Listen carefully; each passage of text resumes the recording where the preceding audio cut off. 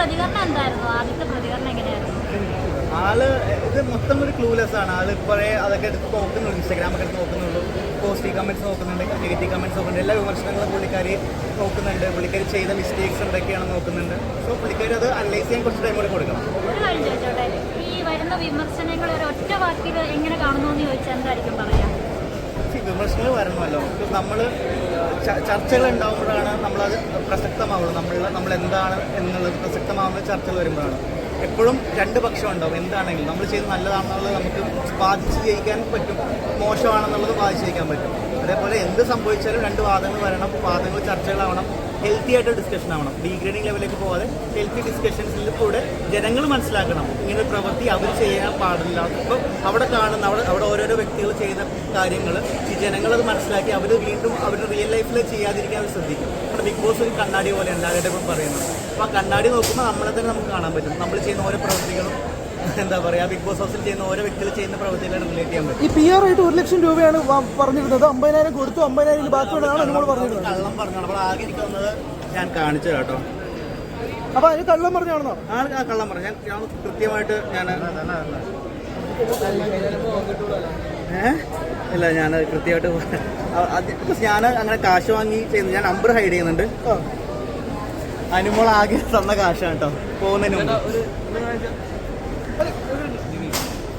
ലക്ഷങ്ങൾ കണ്ടോ കണ്ടോ ഇത് എനിക്ക് കൈനീട്ടം പോലെ തന്നാണ്. ഈ ബാക്കി 14 ലക്ഷത്തി സംതിങ് എനിക്ക് തിരിച്ച് വാങ്ങണം. അപ്പോൾ ഇതൊരു അങ്ങനത്തെ ഒരു പെയ്ഡ് PR വർക്കൊന്നും അനുവിന് വേണ്ടി നമ്മൾ ചെയ്തിട്ടില്ല. എല്ലാവർക്കും ചെയ്യുന്ന പോലെ, എല്ലാവർക്കും ഉള്ള പോലെ പേജ് മാനേജ്മെന്റ് ചെയ്തിട്ടുണ്ട്. അതേപോലെ നമ്മൾ കുറച്ച് കുഞ്ഞു ഫാൻ ഗ്രൂപ്പ്സ് ചെയ്തിട്ടുണ്ട്. കുറച്ച് വീഡിയോസൊക്കെ കട്ട് ചെയ്ത് അനുവിൻ്റെ ഫാൻസ് അത് പ്രചരിപ്പിക്കുന്നുണ്ട്. സോ ഇതിലൊരു ഹെവി PR വർക്കൊന്നും ചെയ്തിട്ടില്ല. അത് ആരെങ്കിലും ഇത് PR വർക്കാണെന്ന് കൊണ്ടുവന്നാണ് സംഭവിക്കുന്നത്. 50 കണക്ക് ഇവിടെ വന്നു. ആരാ 50,000 കണക്ക് ഇവിടെ വന്നു? അത് ചുമ്മാ അതായത് ഇവള് പറയുമ്പോൾ ഒരു കട്ടിക്ക് പറയണമല്ലോ, അതിനുവേണ്ടി പറഞ്ഞു. അല്ലാതെ 50 1 ലക്ഷം എന്നുള്ളത് ബിക്കോസ് നമ്മൾ പൈസയായിട്ടുള്ള ബന്ധമല്ല ശരിക്കും നമ്മളോട് ചെയ്തത്. പിന്നെ അത് ശരിക്കും അത് പറഞ്ഞതിലൊക്കെ ഒരു സാധനമാണ്. അത് അനു വന്നിട്ട് പറയും. അത് അവിടെയുള്ള കുറെ ആൾക്കാരെ റിവീൽ ചെയ്താണത്. എന്തായാലും വരവേൽപ്പ് കളറാക്കും. അല്ല, ഇത് മലയാളം ബിഗ് ബോസ് ചരിത്രത്തിൽ 2ാമത്തെ ലേഡി വിന്നറാണ്. അപ്പോൾ അതൊരു ചരിത്രമാണ്. എപ്പോഴും ഒരു ആണുങ്ങൾ മാത്രം ജയിക്കുന്ന ഒരു ഷോ ആയിരുന്ന ബിഗ് ബോസിലെ, അതായത് ഒരു ഭയങ്കര മെയിൽ പവർ, മെയിൽ ഡോമിനൻസ് ഉള്ള ഒരു ഷോ അല്ലേ ബിഗ് ബോസ്. അവിടെ ഒരു 2ാമത്തെ പെണ്ണാണ് ജയിക്കുന്നത്. സോ അതൊരു ചരിത്രമാണ്. എല്ലാവരും ആ ഹാപ്പിനെസ് ഉള്ളിൽ ഉണ്ടാവുമെന്ന് ഞാൻ വിശ്വസിക്കുന്നു. അനീഷും അതേപോലെ നല്ലൊരു ഫൈറ്ററായിരുന്നു. പിന്നെ അനുമോൾക്ക് നല്ലൊരു ഭൂരിപക്ഷം 57% ഉണ്ടെന്ന് അറിഞ്ഞത്. അതായത് റണ്ണറപ്പിനേക്കാൾ 15-16% മുകളിൽ. എനിക്ക് തോന്നുന്നു അതിനേക്കാൾ കൂടുതൽ ഭൂരിപക്ഷം കിട്ടേണ്ടതാണ്. അല്ല, വിനു ഒറ്റ ചോദ്യം. ഇപ്പൊ അനുമോൾ പറഞ്ഞത് PR ഉണ്ടായിരുന്നു എന്ന് തന്നെയാണ്. അനുമോൾ അത് തെറ്റിക്കുന്നില്ല. ഇപ്പൊ വിനു പറയുന്നത് PR ആയിട്ടല്ല വർക്ക് ചെയ്തത്, സുഹൃത്ത് ബന്ധമാണ്. അപ്പൊ ഇതെന്താണ് വിശ്വസിക്കേണ്ടത്? PR ചെയ്യാൻ നിങ്ങൾ ഉദ്ദേശിക്കുന്നത് ഫിനാൻഷ്യൽ ഒരു പുള്ളിംഗ് അല്ലേ ഉദ്ദേശിച്ചത്? അതെ, PR അങ്ങനെയാണല്ലോ. അങ്ങനെ ഒരു ഫിനാൻഷ്യൽ പുള്ളിംഗ് ഉണ്ടെങ്കിലല്ലേ PR ചെയ്യാൻ പറ്റുള്ളൂ. അതെ, PR എന്ന് പറഞ്ഞാൽ എന്താണ്? പബ്ലിക് റിലേഷൻസ് എന്താണ്? എന്താണ് PR? ഒരാളെ മാർക്കറ്റ് ചെയ്യാൻ വേണ്ടിയിട്ട് എങ്ങനെ മാർക്കറ്റ് ചെയ്യും? പോസിറ്റീവായിട്ട്. അതെങ്ങനെയാ? സോഷ്യൽ മീഡിയസിലൂടെ. അത് ഏത് സോഷ്യൽ മീഡിയയിലൂടെ? സോഷ്യൽ മീഡിയ ഹാൻഡിൽസ് ഉണ്ടല്ലോ, ഇൻസ്റ്റാഗ്രാം ആയിട്ട്, ഫേസ്ബുക്ക് ആയിട്ട്. ഇൻസ്റ്റാഗ്രാമിൽ നമ്മൾ കാശ് കൊടുക്കണോ? അല്ല, നിങ്ങൾക്ക് കൂടുതൽ പോസ്റ്റ് ഇടാം, കൂടുതൽ റീൽസ് കട്ട് ചെയ്യാം, ആ രീതിയിൽ.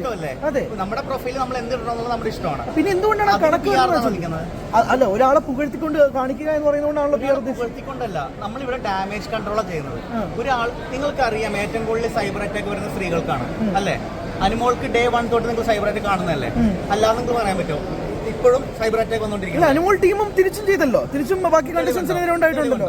ഉണ്ടായിട്ടില്ലേ? തെളിവുണ്ടോ? ഒരു കമന്റ് കാണിച്ചു തരാൻ പറ്റുമോ? അനുമോളുടെ PR അല്ലെങ്കിൽ ഞാൻ പറഞ്ഞിട്ട് ഒരു കമന്റെങ്കിലും ഒരാളെങ്കിലും ഇട്ടിട്ടുണ്ടെങ്കിൽ അതിന് തെളിവ് കാണിച്ചു കഴിഞ്ഞാൽ ഞാൻ പറയുന്ന പോലെ ചെയ്യും. അനുമോൾ PR കൊടുത്തിട്ടില്ല. അനുമോൾ PR നിങ്ങൾ പറ, എന്ത് PR ആണ് അനുമോൾ പറഞ്ഞ വാചകമോ പറയുന്നത്? വേറെ അനുമോൾ ഉദ്ദേശിച്ചത്, അനുമോൾക്ക് PR-നെ പറ്റി കറക്റ്റായിട്ട് അറിഞ്ഞൂടാ. ഒന്നാമത്തെ കാര്യം, അനുമോൾ PR എന്ന് ഉദ്ദേശിച്ചത് എന്താണ്? ഈ അക്കൗണ്ട് ഹാൻഡ്ലിങ്ങും അല്ലെങ്കിൽ ഈ വീഡിയോ എടുത്തിടുന്നതുമാണ് അനുമോൾ PR എന്ന് വിചാരിച്ചിരിക്കുന്നത്. അതല്ല PR. മനസ്സിലായോ? PR എന്നുള്ളതിന്റെ കറക്റ്റ് ഡെഫിനേഷൻ നിങ്ങൾ മനസ്സിലാക്കിക്കൊണ്ടായിരിക്കും സംസാരിക്കുന്നത്. അപ്പൊ പറയണ PR അറിയാണ്ടാണ് അനുമോള് ഇത് തന്നേക്കണമെന്നാണ്, അല്ലെങ്കിൽ PR ഏൽപ്പിച്ചേക്കണമെന്നല്ല. അപ്പൊ ഈ 11,111 രൂപ കൈ നീട്ടം എന്ന രീതിയിൽ ചുമ്മാ തന്നതാണ് വെറുതെ. അതായത് എന്നെ വിളിച്ചു. ഞാൻ സിനിമയ്ക്ക് PR ചെയ്യുന്ന ഒരാളാണ്, അല്ലെങ്കിൽ മുൻ ബിഗ് ബോസിൽ PR ചെയ്തിരുന്ന ആളാണ്. അപ്പൊ നമ്മൾ പരിചയമുള്ള ആൾക്കാരോട് പറയൂലേ, ബിഗ് ബോസിൽ നമുക്ക് പോവുകയാണ് ചേട്ടാ, ഒന്ന് ഹെൽപ്പ് ചെയ്യണമെന്ന് പറഞ്ഞാൽ നമ്മൾ എന്താ ചെയ്യേണ്ടത്? ഹെൽപ്പ് ചെയ്ത് കൊടുക്കും. ഹെൽപ്പിന് പൈസ വാങ്ങും. എനിക്ക് തന്നതാണ്, ഞാൻ ചോദിച്ചിട്ട് വാങ്ങിയതല്ല. എനിക്ക് ആരെങ്കിലും ഞാൻ ചോദിച്ചു വാങ്ങും, എനിക്ക് 11,000 റുപ്പീസ് എനിക്ക് വേണമെന്ന് ചോദിച്ചു വാങ്ങാൻ പറ്റില്ലല്ലോ. അവള് പോകുന്നതിന് മുമ്പ് അവള് പറഞ്ഞ സത്യമാണ് 77 രൂപയാണ് അവളുടെ ബാങ്ക് ബാലൻസ്. അതിൽ നിന്ന് 11,000 അത് അവൾ ഒരു കൈനീട്ടം പോലെയൊക്കെ തന്നിട്ട് പോയി ചേട്ടാ എന്തെങ്കിലും ചെയ്ത് തരണം എന്ന് പറഞ്ഞു. എന്തെങ്കിലും ഞാൻ ചെയ്തു കൊടുത്തിട്ടുള്ളൂ.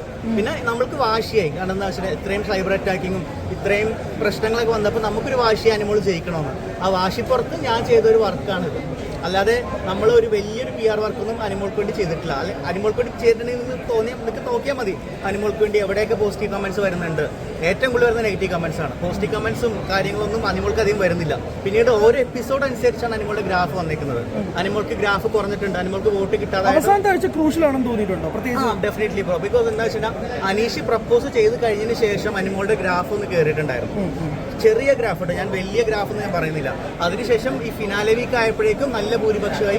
എനിക്ക് തോന്നുന്നു നമ്മുടെ തൊപ്പിയും ഹക്കീമും അല്ലെങ്കിൽ നമ്മുടെ വിക്കിത്താക്കൊന്നും വോട്ട് ക്യാൻവാസ് ചെയ്തില്ലായിരുന്നെങ്കിൽ കുറച്ചുകൂടി നല്ല ഭൂരിപക്ഷത്തിൽ അനിമോൾ ജയിച്ചേനെ. കാരണം ഇവരെല്ലാവരും കൂടി 2-2.5 ലക്ഷം വോട്ടാണ് അനീഷിന് വേണ്ടി മറിച്ചത്. അപ്പോൾ അത് ആ ഭൂരിപക്ഷം കൊണ്ട് അനീഷ് കുറച്ചും കൂടി പൊങ്ങി വന്നു. അത് അല്ലായിരുന്നെങ്കിൽ ചിലപ്പോൾ ഷാനവാസ് ടോപ്പ് 2 ആയനെ, അല്ലെങ്കിൽ വേറെ ആരെങ്കിലും ടോപ്പ് 2 ആയനെ. അതും കൂടി ഇല്ലായിരുന്നു. കാരണം ബിഗ് ബോസ് കാണാത്ത ആൾക്കാരുടെ വോട്ട് കയറിയില്ലായിരുന്നെങ്കിൽ അനിമോൾക്ക് കുറച്ചും കൂടി ഭൂരിപക്ഷം ഉണ്ടായേനെ. കാരണം നിങ്ങൾ പോഡുകളിൽ കണ്ട പോലെ 70% ഭൂരിപക്ഷമായിരുന്നു എല്ലാ പോഡുകളിലും അനിമോൾക്ക്.